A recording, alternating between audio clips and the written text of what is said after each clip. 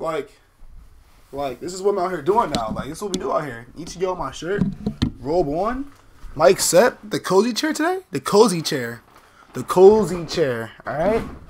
We gonna come in here with what is this? A sweet tea Arizona.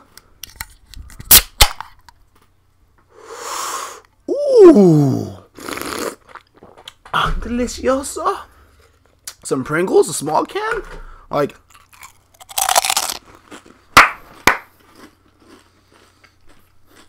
zip. Today.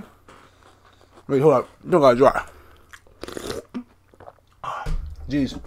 Alright, so what we're doing is we're gonna react to some scary stories today. So we don't do this much, alright? We don't do this at all, honestly. That's what I just want to do. It's a little chill day. I'm gonna chill, my robe, some scary stories.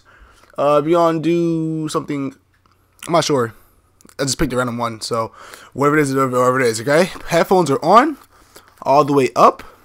Alright? All the way up, okay? And let's get into it. Favorite shows. The links are in the description below. Hey, I'm Sapphire. Hey, what's up, Sapphire? Scary. That quality is too clean. At the drive-thru. The following tale comes from Megan and is inspired by a real experience she had while This is John great, eh? This is John too good right now. It's too good. I used to work at a popular fast food chain. Emphasis on the used to. I had my share of wild interactions with customers, people yelling at me, people starting fights in the eating area. That's wild. As intense as those times were, nothing was as weird and unexplainable as this one night. The night that made me quit. Oh. This particular location was open for 24 hours, and I was working the overnight shift. It was just me. I'm stopping right there. I'm a coward. If I get a job, I'm never working night shift. They tell me to work night shift, I quit. Easy as that. I'm never working night shift unless where I'm working at is highly secluded by a lot of people. If that's where I'm working at is populated with a lot of people, like a mall, not from a mall. Like if it's like a restaurant place, there's more than one, like a couple workers, I'm good. But if it's like a 7-Eleven, where there's like 2 people there in the middle of the night, nah, I'm not with that. I'm not with that. It has to be at least over 5 people working with me every night. Never working night shift in my life. Never. And my manager, Stacy. By myself, at least. Hey, I'm gonna take a nap in the break room. You got things under control, right? I trust you. No. With that, I was left alone No. on the counter. I was pretty sleepy myself and decided to make some hot coffee to stay awake. A few minutes later, a man and a woman who appeared to be in their 20s walked in. They were wearing dark colors and lots of layers, almost like they didn't want to attract any attention. I threw on my best smile and greeted them. Welcome, I'll help you when you're ready. They both ignored me, which was pretty standard for most customers. Heck no, heck no. So I didn't take any offense. I held my smile in place as I waited for them to decide what to order. But they weren't even looking at the menu. They were sort of glancing around nervously, hands in their pockets.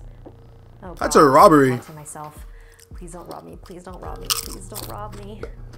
I watched their hands and their faces closely. But the longer I stared at them, the less suspicious they became. They were scared. Is everything okay? The woman turned to me and smiled. Mm-hmm. She then walked over to a corner booth. The man stepped up to the counter. Could I get 2 large coffees, please?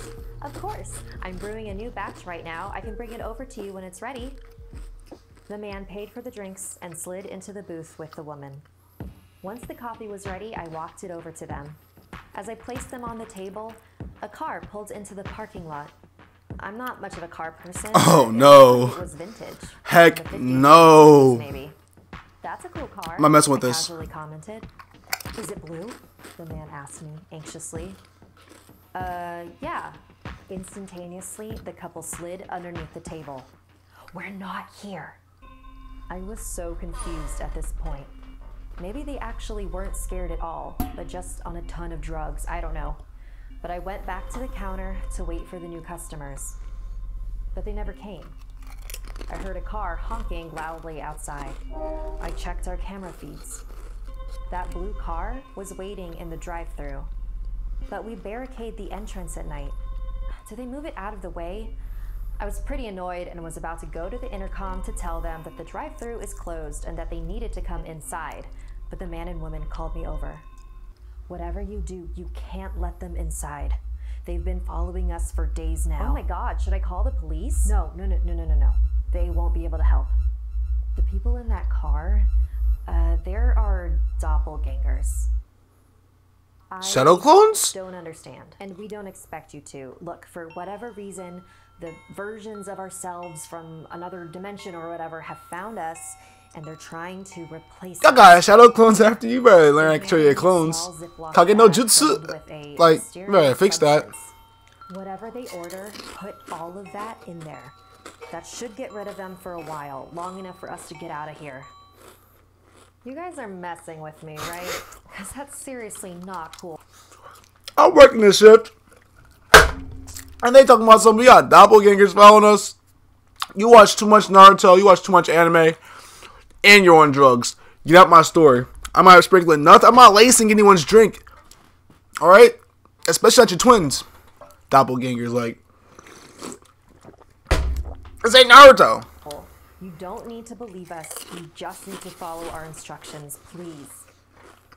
I'm not gonna put whatever this is in a customer's food, and I don't even know who you are. Okay, just take their order. If they look exactly like us, put that in their food. If not, then just leave them alone. What? The blue car was still honking outside. Seeing as I didn't really have much choice, I put the bag in my pocket and walked over to the intercom. I could see there were two people in the car, but the video quality wasn't clear enough to tell if they looked like the couple hiding in the booth. A man's voice ordered 2 large coffees. I told them to pull up to the window. I was feeling so many things in that moment. If they didn't look like the couple, then I just got pranked by a bunch of wackos in my restaurant. If they did look like the couple, I wasn't prepared for what that meant. The car pulled up. And if you peeping me right now, it's because everybody's asleep in my house. I'm the only one up. My room is in the back of the house. The back door in my room has just been fixed, alright? Someone come in here and rob me if I know. I don't know, but I'm not trying to say that, but I'm just saying, like, right now I'm vulnerable. I don't even know where my katana's at. I don't even... Oh, wait, hold up!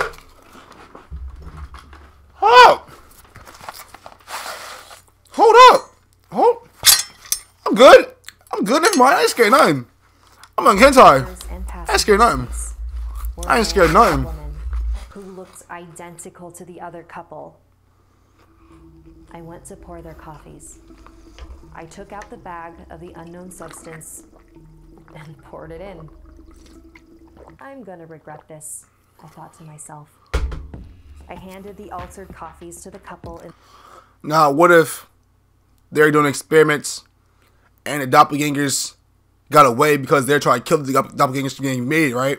And the doppelgangers just laced the original people drink, right? So you just killed the original people and freed the doppelgangers. Like, that could be a bad twist so fast. I would not be able to take any one side in this particular moment. The blue car and watched them drive away. I walked over to the couple in the booth. I poured that powder in their drinks. They're gone now. And to my complete surprise, they handed me a $100 bill. And then they left. I had completely forgotten that my boss was asleep this whole time, and I went to the break room to wake her up and tell her about what had happened. Of course she didn't believe me, so she played back the security footage. We see the first couple come in, order their food, and head to the booth. We see the blue car in the drive-thru, me talking with the first couple, and me handing the doppelgangers the spiked drinks. But what we don't see is the car leaving the drive-thru. So we decide to go outside and investigate. At the entrance of the drive-thru, all of the barricades were still up. Same for the exit of the drive-thru. No sign of anyone moving them or driving over them. At this point, my manager was just as freaked out as me. We decided to close early, and I quit the next morning. I think about that night a lot. I keep trying to make sense of it. Maybe they were playing a weird prank on me, and they were 2 sets of twins? One headphone comes off now. In and out of the blocked off drive-thru. One headphone comes off now. So, do parallel universes really exist? Are people's doppelgangers really trying to replace them? And would I ever run into mine? Want more Something Scary? You can hear 4 more stories over on the Something Scary podcast, available for free. Okay. Okay. They be chills. I'm over here. I got chills right now. I got this robe on. This thing's soft. I still got chills. I still got about half of Arizona. About 12 Pringles. I say we find one more short one and end it off. Why not? That's how I feel. One more. One short one. See you in the next one. Alright, this is the last video. Something short. 3 minutes long. Both headphones are back on. I'm going to try this whole video with both headphones. I ain't trying to try what's out. I don't want to. I can't talk. I cannot talk. Okay, let's get it. Wake up, Rumi. Oh my god. Hey, I'm Sapphire. Want to hear something scary? I mean, like R.L. Stein Goosebumps vibes right now. Like, when I was a little kid watching scary Our stuff. Set of Like, stories is about duality, light and darkness, good and evil, existing together. Stories that shine a light on the darkness of humanity. This first chapter is a classic urban legend about 2 roommates in college. Lisa and Amber were seniors, living in the same on-campus apartment. They used to be a lot closer when they moved in together, but over the school year, their differences caused tension between them. Each girl was taking a different approach to how they were going to spend their last year in school. Lisa wanted to go to as many parties as she could, while Amber preferred to study and make sure her grades didn't slip. Over the first couple of months, Lisa would come stumbling back into their room very late at night, when Amber was already asleep. Lisa was usually pretty wasted and would turn the lights on to get ready for bed, which would then wake up Amber. This was a very annoying nightly habit that usually resulted in Amber being very cranky in the morning. However, she wasn't the confrontational type and let her anger bubble up inside her. The first semester was almost over and finals were coming up. One night, Amber was settling in to study and Lisa was getting ready to go out, as usual. Before Lisa left, Amber snapped. "If you're gonna come home late, can you not turn the light on? It always wakes me up and then I have a hard time falling back asleep." "Oh, of course. I'm so sorry, Rumi." Is it just me, or have we been drifting apart this year? No, you're right. Sorry, I've been sort of passive-aggressive. Oh my god, not at all. Hey, why don't you come out with me tonight, like old times? It's been so long since we've hung out. Thanks, but I have a final tomorrow morning. Maybe after finals? Okay. See you later, Rumi. It was around 3 a.m. when Lisa came back. Just as she was about to turn the lights on, she stopped herself. She looked over at Amber's bed, where she could vaguely make out the shape of Amber's sleeping figure. She must have been having quite a dream because she was moving around quite a bit. Lisa carefully changed into her pajamas in the dark and crept into bed. The next morning, Lisa woke up around 9 a.m. She was a little surprised that she was up before Amber, who was motionless in her bed. Lisa was proud of herself, knowing that she didn't wake up her roommate last night. She also knew that Amber had a very important test that morning, so she decided to wake her. "Wake up, Rumi." Oh my god. When Lisa turned Amber over, she saw the blood-drenched sheets. Above the bed was a message, written in blood. "Aren't you glad you didn't turn on the light?" Like this video if it gave you the chills, and don't forget to subscribe to Snarled and our gaming channel, Slaytrix. Underneath this video, you'll find links to our merch. Back-to-back videos gave me chills down my back.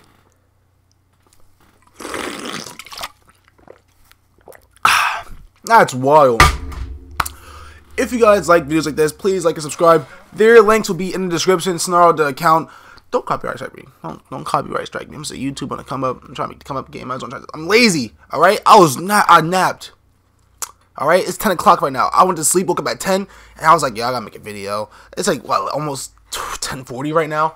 I gotta edit probably like 2 hours. Drop this at 12 o'clock tonight. All right. It's hard. All right. Don't give me a pass. Give me a sleep. Give me a clean sleep. All right. Hopefully you guys enjoyed. If you like, subscribe. Also, make sure you subscribe to the channel to Snarled, whatever you want to call them. I can't read. All right, I suck. This is why college is not for me. Hope you guys like. I said that like 3 times. Screw it. Peace. See you next one. Hopefully my outro will hear your nightmare fuel.